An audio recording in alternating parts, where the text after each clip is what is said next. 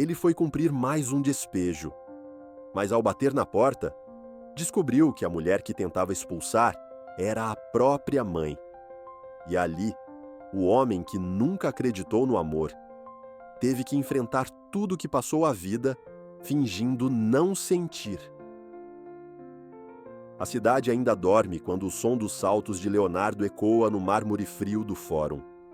É inverno e o vento corta como faca entre os prédios de vidro.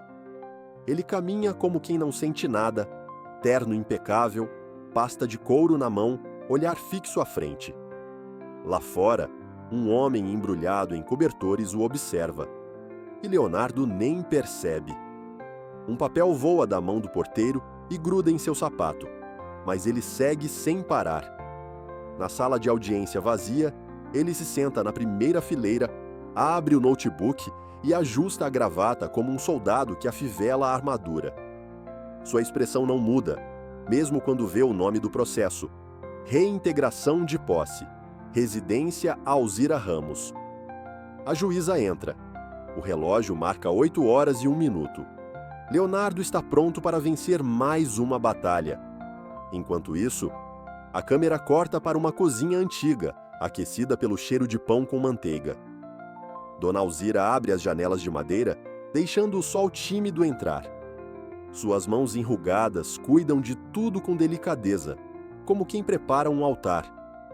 Ela dobra um lenço branco, o guarda no bolso e beija um retrato em preto e branco antes de sair. Lá fora, pendura um pano com a frase: "Não vou sair daqui". De volta ao escritório, Leonardo apresenta argumentos com frieza matemática. Cita prazos, contratos, jurisprudência. Do outro lado da mesa, o advogado da defensoria fala de dignidade, de raízes, de tempo vivido. Leonardo não escuta. Seus olhos estão na vitória e não nas histórias. Para ele, emoção é distração. Mas na saída do prédio, o destino começa a costurar suas linhas. Um envelope pardo, deixado por engano entre os documentos da audiência, traz um nome conhecido. Ele hesita. Abre. Dentro, uma certidão antiga com o nome dele. E abaixo, em caligrafia tremida, Mãe, Alzira Ramos. O mundo ao redor continua seu curso, mas por dentro, algo em Leonardo parou. Na sala do café do escritório, Júlia observa Leonardo de longe, com a testa franzida e os braços cruzados. Ela comenta com um colega: "Engraçado como tem gente que sobe na vida esquecendo de onde veio." A frase paira no ar como um aviso. Leonardo entra no ambiente e todos se calam. Ele nem percebe. Apenas pega seu café, sem açúcar, e sai. Mais tarde, já em sua sala, Leonardo fixa o olhar no envelope pardo com a certidão. A mão que segura o papel treme um pouco, mas ele logo a apoia sobre a mesa para conter o impulso. Ele fecha os olhos por um instante, como quem busca uma resposta, mas ao reabri-los, o velho instinto volta. Puxa um relatório e tenta se afundar no trabalho. Júlia bate a porta com novas informações do processo. Ele apenas acena com a cabeça, seco. No elevador, descendo para uma reunião, Júlia quebra o silêncio. "Você já pensou se um dia sua carreira te fizesse esquecer quem você é de verdade?" Leonardo solta um leve riso pelo nariz, sem virar o rosto. "Eu nunca tive esse luxo." A porta se abre e ele sai. Mas as palavras ficaram. Pela primeira vez em anos, algo quebrou a blindagem. Durante a noite, sozinho em casa, Leonardo se serve de um copo de vinho que não bebe. O apartamento é luxuoso, moderno, mas vazio. Em uma gaveta, ele procura algo sem saber o que. Encontra uma pulseirinha de hospital com um nome apagado. Encara por segundos, depois guarda de novo. A pergunta de Júlia volta à mente, insistente como uma gota em pedra. Na tela do computador, um documento reluz com a data da nova audiência. Ele fecha o arquivo e encara o próprio reflexo no vidro da janela. As luzes da cidade piscam lá fora, mas ele se sente num breu. "Esquecer quem você é de verdade", ele repete em voz baixa. Pela primeira vez, a pergunta o incomoda, e ainda não sabe por quê. Leonardo entra em sua sala como um general entra no campo de batalha. Seu assistente já o aguarda com uma pasta cheia de documentos e relatórios. A rotina é milimetricamente coreografada. Reuniões, audiências, números. Nada fora do lugar. Ele revisa a lista de despejos pendentes e aponta com a caneta. Essa senhora... Alzira Ramos. Vamos resolver isso pessoalmente. O tom é seco. Decidido. Júlia acompanha a cena com um olhar de desconfiança. Ela já percebeu que há algo diferente no comportamento do chefe desde a audiência passada. Curiosa e inquieta, começa-se a investigar discretamente. Pede os arquivos antigos do processo de Alzira, conversa com funcionários mais antigos e encontra registros que não deveriam estar ali. Um recibo de doação de roupas infantis, com o nome Leonardo Alves, aparece como uma fagulha do passado. Enquanto isso, Dona Alzira leva a vida como pode. Vende bolos para vizinhos, costura lençóis para igrejas, alimenta pombos na praça. Apesar da idade e da saúde debilitada, há um brilho teimoso em seu olhar. À noite, senta-se na poltrona da sala, borda uma toalha e sussurra para si mesma. Será que um dia volto a ver meu menino? Ao lado, uma caixa de sapatos guarda cartas que nunca foram enviadas. No bairro, ela é querida. Crianças a chamam de Vó Zira. Vizinhos lhe oferecem ajuda, que ela raramente aceita. A casa onde vive é o único lugar que tem história, memórias, cheiro de infância. É mais do que um imóvel, é raiz. E ela está disposta a defendê-la com o que lhe resta de forças. Quando recebe a notificação para a nova audiência, apenas suspira. Já esperava. Leonardo, por sua vez, revisita o dossiê de Alzira em casa. Os dados batem, a idade, o bairro, a história. Tudo aponta para a verdade, mas ele se recusa a aceitar. Coincidência, diz para si mesmo. Mesmo assim, marca uma visita à casa. Quero resolver isso rápido, justifica ao assistente. Mas o que ele realmente quer, ainda não tem coragem de nomear. A porta de madeira range ao ser empurrada. Leonardo entra na casa de Dona Alzira com a postura de sempre, firme, distante, engomada. Alzira o recebe com um sorriso brando e um avental florido. Aceita um café? Ela pergunta com voz trêmula, como quem oferece mais do que uma bebida. Ele recusa, impaciente, e tira os papéis da pasta. Mas algo naquele cheiro de café com canela o desconcerta. Enquanto ela fala de memórias e resistências, Leonardo explora o ambiente com os olhos. Quadros antigos, bordados na parede, uma caixa de sapatos mal fechada sobre a mesa. Ele se aproxima distraidamente. Dentro, cartas amareladas, um sapatinho de bebê, uma pulseirinha idêntica à que ele guardava. O coração dispara. Ele tenta disfarçar, mas o suor frio na nuca o trai. Você teve filhos, Dona Alzira? Ele pergunta como quem não quer nada. Ela suspira, olha para o chão e responde com um fio de voz. Tive, um só, mas nunca consegui segurá-lo por muito tempo. Ele aperta a mandíbula. A pasta cai da mão. Os papéis se espalham. Alzira se agacha para ajudar, mas ele recua, desorientado. Eu preciso ir. Na rua, Leonardo entra no carro, fecha os vidros e respira fundo.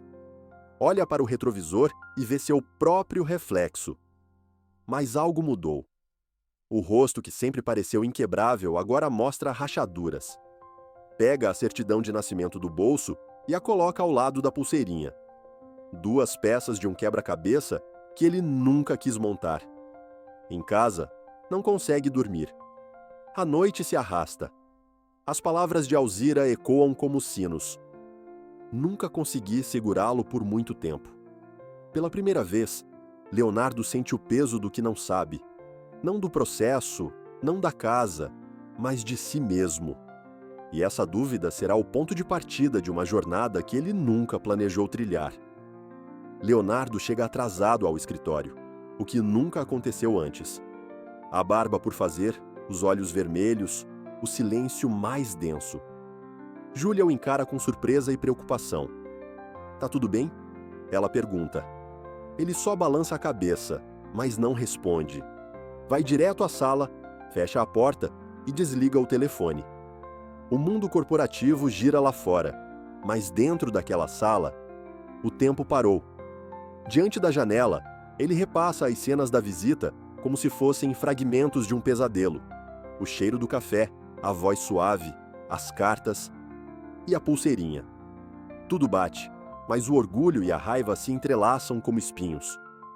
E se for verdade? E se não for? Pensa. A dúvida vira nó na garganta. E o nó vira silêncio. Ele pega o telefone, quase liga para Alzira, mas desiste antes de completar o número.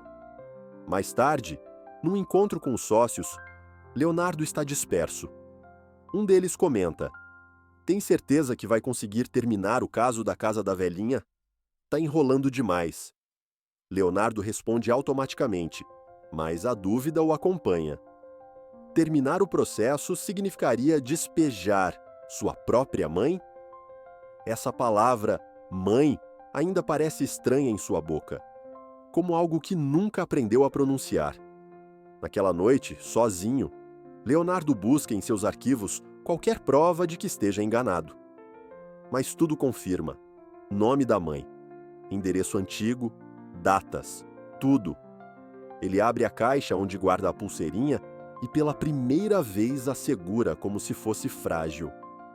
Coloca sobre a mesa ao lado das cartas que pegou na visita, sem que Alzira percebesse. O gesto o envergonha, mas ele precisava daquilo. Júlia o encontra no corredor, tarde da noite, com o olhar perdido. Leonardo, por que você tá assim? O que tá te corroendo tanto? Ela insiste. Ele, num raro momento de honestidade, apenas diz: eu não sei mais se sou quem pensei que era. A frase sai quase como um sussurro, mas dentro dele é um grito por respostas, um grito que o levará a cruzar a linha que evitou a vida inteira. Na manhã seguinte, Leonardo toma uma decisão impensável. Retorna à casa de Dona Alzira, mas desta vez, sem a pasta. Bate a porta com as mãos vazias e o coração pesado. Alzira abre com surpresa, e ele apenas diz: podemos conversar? Ela hesita, mas o convida para entrar. O ambiente é o mesmo, mas nada soa igual. Há tensão no ar, um silêncio que precede terremotos. Ele senta-se à mesa da cozinha, encara a toalha bordada e os biscoitos simples oferecidos. Pela primeira vez, aceita e come em silêncio. Depois, com voz embargada, sussurra: eu encontrei algumas coisas suas. E Minhas Alzira o observa com olhos marejados, mas não diz nada. Só assente com um gesto suave. Leonardo desaba: por que você me deixou? A pergunta paira no ar como faca afiada. Alzira respira fundo. Conta da pobreza, da solidão, do desespero de uma mãe que só tinha o próprio colo e nada mais. Fala sem drama, sem vitimismo. Apenas entrega a verdade nua, dolorosa e humana. Achei que te daria uma chance, que alguém melhor poderia cuidar de você. Leonardo escuta, sem conseguir piscar. Pela primeira vez, não está ali para vencer. Ao sair, caminha lentamente pela calçada. O céu cinza ameaça a chuva, mas algo dentro dele clareia. Pela primeira vez em anos, Leonardo sente que está vivendo, e não apenas vencendo. Ele toma uma nova decisão. Não vai seguir com o despejo. Não agora. Mas para isso, precisará enfrentar seu próprio império. De volta ao escritório, anuncia: quero retirar temporariamente o caso da pauta. Os sócios reagem mal. Um deles explode: está louco? Sabe o que isso significa para mercenáriar a empresa? Leonardo não responde. Apenas respira fundo. Ele ainda não sabe onde isso vai dar, mas sabe que, se continuar fingindo, perderá algo maior que a carreira: a si mesmo. Júlia aparece com 2 cafés e encontra Leonardo sentado na varanda do prédio, longe da rigidez das salas de reunião. Achei que você não bebia café. Ela provoca com um sorriso tímido. Ele pega o copo e responde com um olhar quase grato. É o primeiro gesto de abertura desde que se conheceram. Ela se senta ao lado dele. O silêncio entre os dois não é incômodo. É um novo tipo de conversa. Ela compartilha uma história sobre o pai, que passou a vida ignorando os sentimentos da família em nome do sucesso. Ele sempre achou que dar dinheiro era o suficiente, diz. Leonardo escuta mais do que fala. Pela primeira vez, parece interessado na dor de alguém além da própria. Há empatia, mas também uma estranha identificação. Júlia, sem saber, está abrindo portas que ele nunca teve coragem de tocar.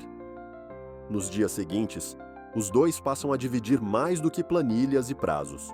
Caminham juntos após o expediente, discutem filmes antigos, trocam livros e confidências.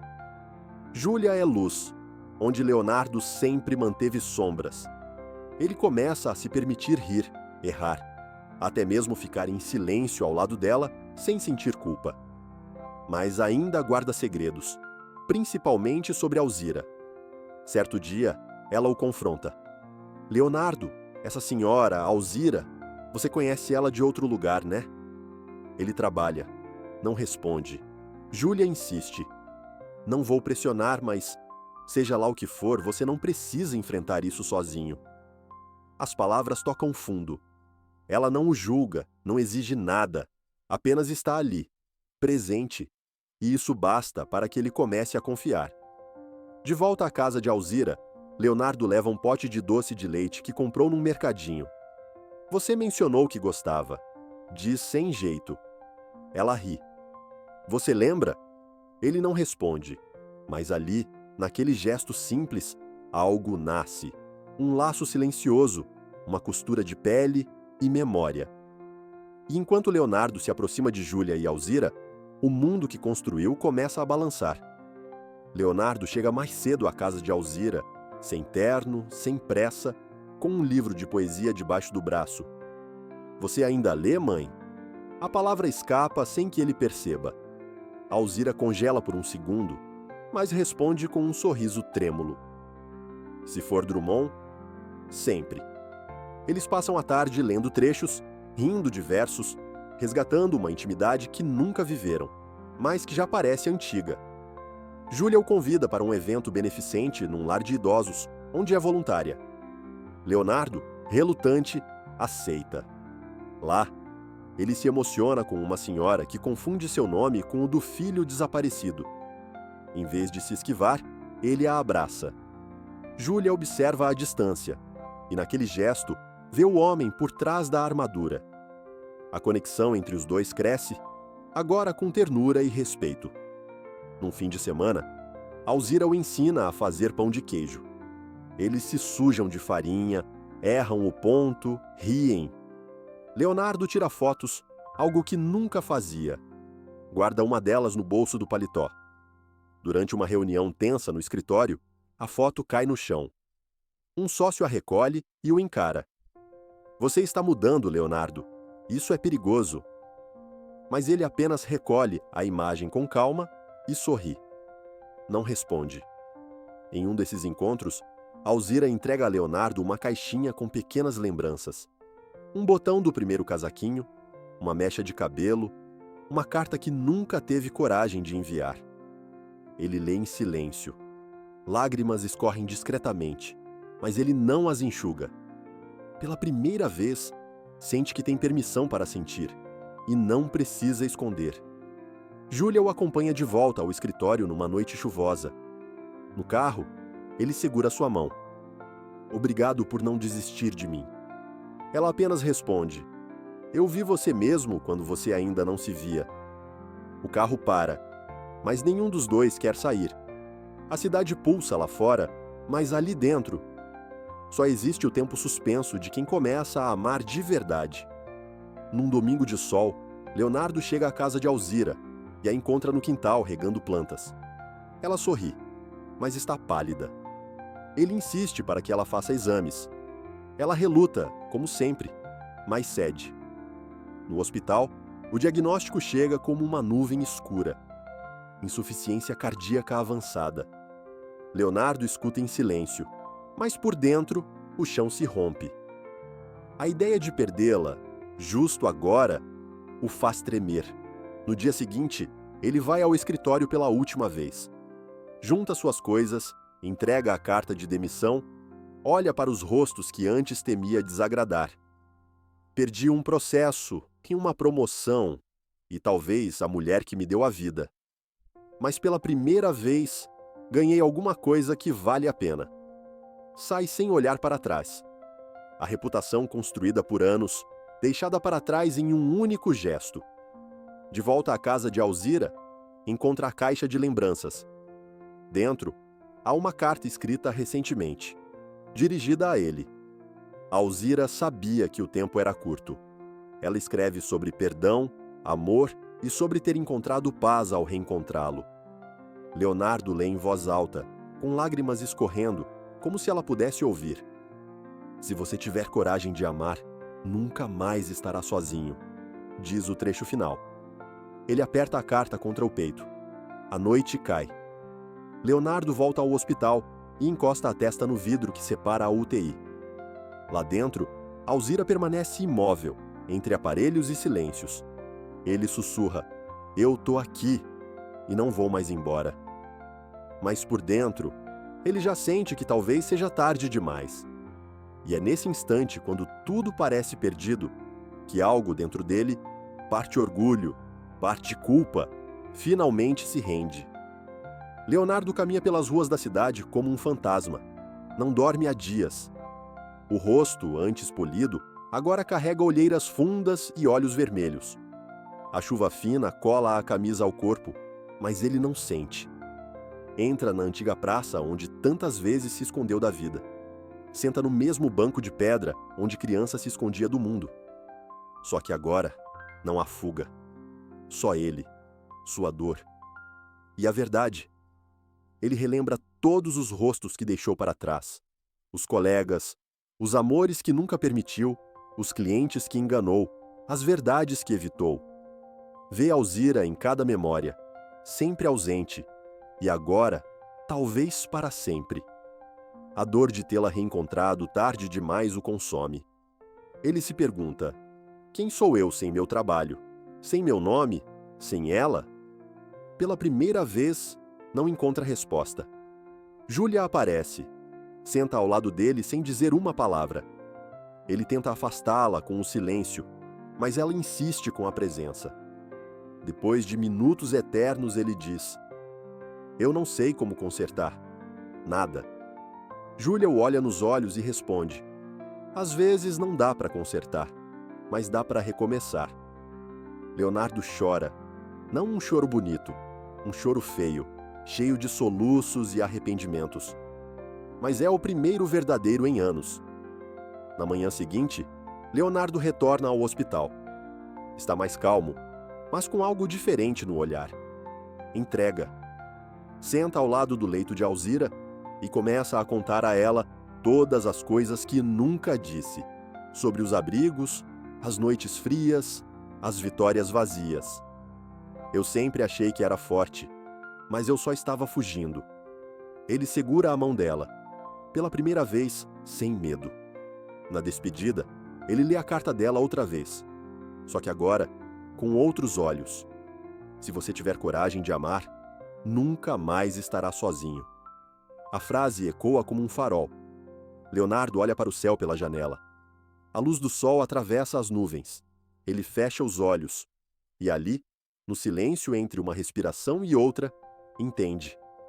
A perda não o define, mas o amor pode salvá-lo. Leonardo entra no hospital pela última vez com um pequeno vaso nas mãos. Dentro dele, uma muda de manacá da serra, a flor favorita de Alzira. Ele a coloca ao lado do leito e diz baixinho: "Vamos plantar juntos quando você voltar para casa." A enfermeira se aproxima com delicadeza. "Ela abriu os olhos hoje cedo e perguntou por você." Leonardo congela. Um sopro de esperança lhe invade o peito como ar depois de um afogamento. Ele entra no quarto. Alzira está desperta, fraca, mas consciente. O olhar dela encontra o dele. E por um momento, não há dor nem hospital. Só o reencontro entre mãe e filho. Você voltou, ela sussurra. Ele segura sua mão. Dessa vez para ficar. As palavras não são ensaiadas. São verdade. A mais pura que ele já disse em toda a vida. Alzira sorri. É fraco, mas suficiente. Leonardo decide. Vai transformar a casa de Alzira em um centro comunitário para idosos. Um lugar de acolhimento, memória e dignidade. Apresenta essa ideia a Júlia, que se emociona. Juntos, criam o projeto Raízes, em homenagem ao que Alzira representa.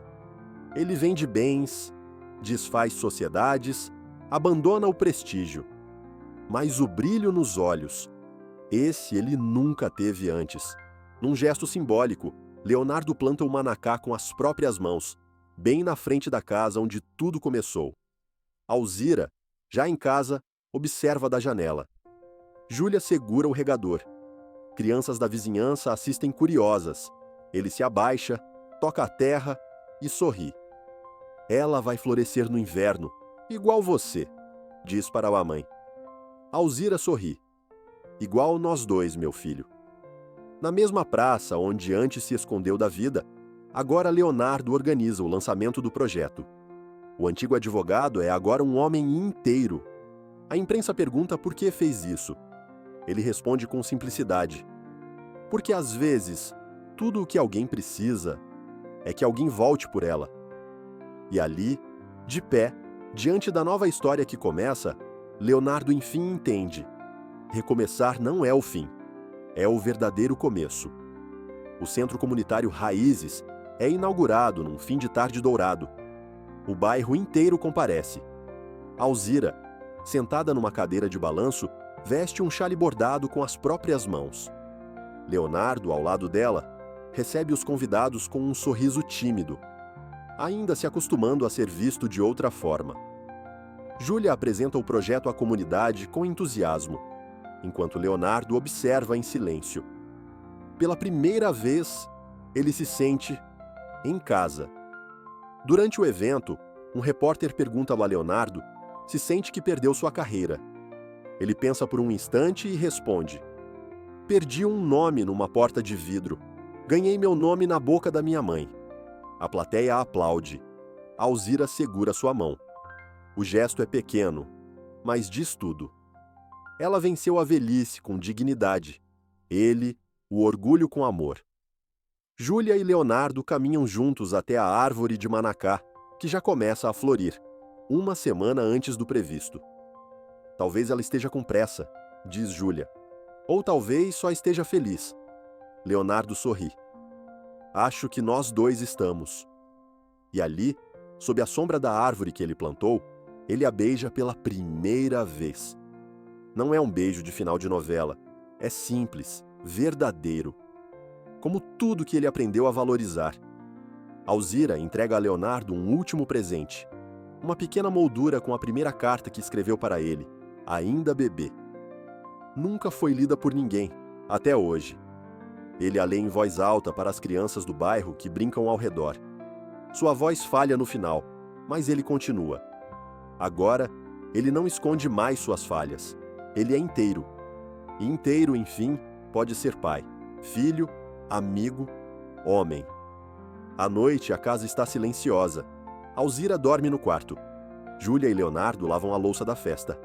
Ele olha para o armário da cozinha e diz: foi aqui que tudo começou, né? Júlia ri. Foi aqui que tudo começou.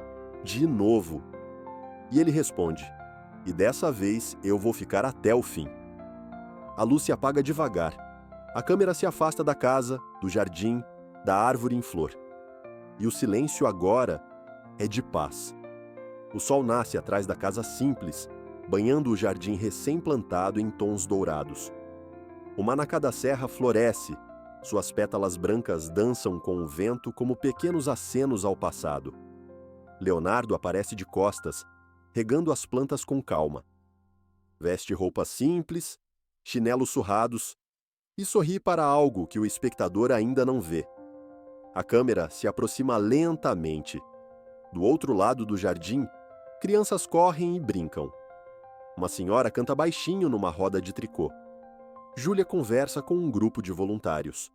A vida pulsa ali como uma canção que não precisa de refrão. Leonardo observa em silêncio. No bolso da camisa, dobra cuidadosamente a carta da mãe e a guarda junto ao peito. Ele entra na casa e pendura sua antiga pasta de couro em um gancho ao lado da porta. Ela balança levemente, como se fosse uma despedida. No lugar dela, pega um avental de cozinha e caminha até ao fogão. A chaleira chia. Ele prepara 2 cafés, leva um até a varanda, onde Alzira já está sentada, coberta com um cobertor xadrez. Eles brindam com as xícaras. Silêncio confortável. Nenhuma palavra é dita. Só olhares que dizem tudo. A câmera sobe, deixando a cena à vista de cima. Uma casa modesta, um jardim florido e 2 vidas reconstruídas entre paredes de afeto. A imagem congela suavemente e então escurece, com o som distante de risos e o canto de um passarinho. E assim termina a história de um homem que só aprendeu a viver, quando se permitiu sentir. Quantas vezes na vida a gente se protege tanto que acaba afastando justamente quem mais importa? Você já passou por algo parecido? Conhece alguém que também redescobriu a própria história tarde demais? Conta aqui nos comentários. Eu vou ler cada um. E se essa história te tocou, se inscreve no canal e ativa as notificações. Tem muita história como essa esperando por você. Porque às vezes, o que a gente precisa é de uma boa história para lembrar o que realmente importa.